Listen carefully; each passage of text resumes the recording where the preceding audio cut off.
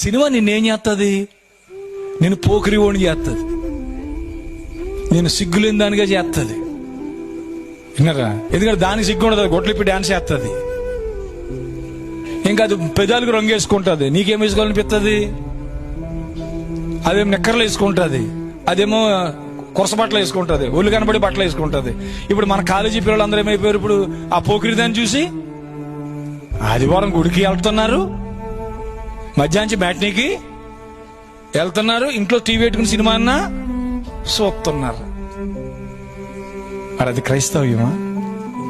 అది నువ్వు మారావని అర్థమా? అది నిన్ను మార్చినట్టు అర్థమా? ఎప్పుడైనా పాస్టర్ అలా చెప్తున్నాడా మీకు?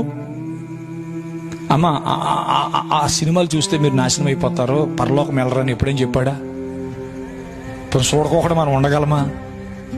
మనం ఉండలేం. కానీ పాస్టర్ ఏదో తెగించి చెప్పినా గానీ క్రైస్తవ్యం అంటే ఏదో మన గుడికి వెళ్ళి రావటం కాదమ్మా. అది పోఖరి శాస్త్రలు. ఈ పోఖరి శాస్త్రాలు ఎక్కడి నుంచి వస్తాయంటే సినిమాలు చూడటం ద్వారా పోఖరి బుద్ధులు వస్తాయి. బైబిల్ చెప్తుంది ఎవరు పరలోకానికి వెళ్తారో ఎవరు పరలోకానికి వెళ్ళరో చెప్తుంది. కానీ మనకు పాస్టర్ గారు చెప్పట్లేదు. అరే బాబు, నువ్వు ఇలా ఉంటే నరకానికి పోతావురా, నువ్వు ఇలా ఉండమని బైబిల్ చెప్తుందిరా, నువ్వు ఇలా ఉంటే పరలోకం వెళ్తావరని పాస్టర్ గారు చెప్పుంటే విశ్వాసులకి ఎంతో కొంత భయం ఉంటుంది. ఎందుకంటే పాస్టర్కే వెళ్తాడో వెళ్ళడో డౌట్.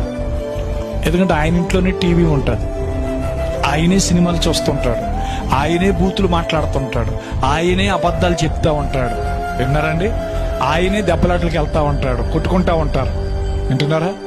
ఇంకా అలా ఉన్న పాస్టరు ఇది తప్పు అని నీకు ఎలా చెప్పగలుగుతాడు?